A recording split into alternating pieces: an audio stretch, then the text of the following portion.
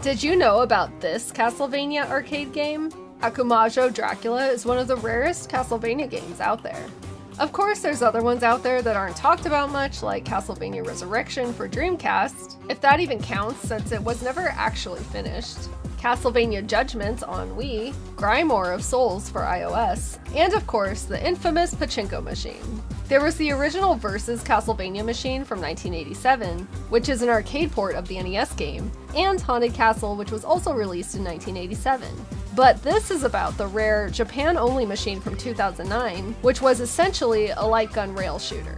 It was also planned for Europe, but unfortunately, the only thing that came of that was a test location in 2008.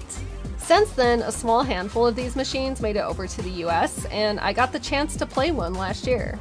The machine itself is enclosed by giant curtains, and the main curtain has a giant portrait of Castlevania artwork that looks pretty awesome.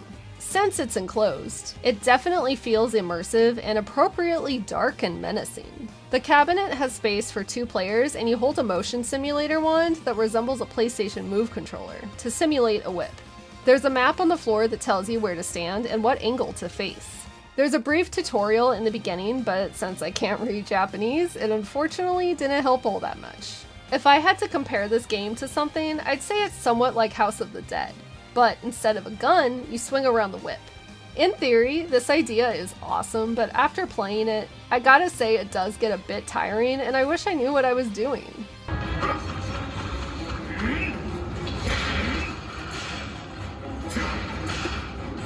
In true Castlevania fashion, you run around whipping skeletons, bats, and knights.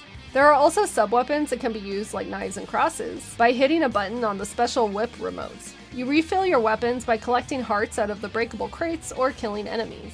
I gotta say, seeing the skeletons waddle towards you head-on is a little bit unnerving. And it's cool to see classic Castlevania enemies in a different fashion, like the axe-throwing knights and the lizard guys. The atmosphere is what you want it to be as well. Dark, but not bland looking. And plenty of spooky candelabras and dilapidated ruins. And of course, bosses like Death made an appearance as well. I wish there was more footage and information on this thing, but I did get a chance to play it briefly last year at a Round 1 arcade in Pennsylvania. The footage I'm using for this video is what I took on my phone.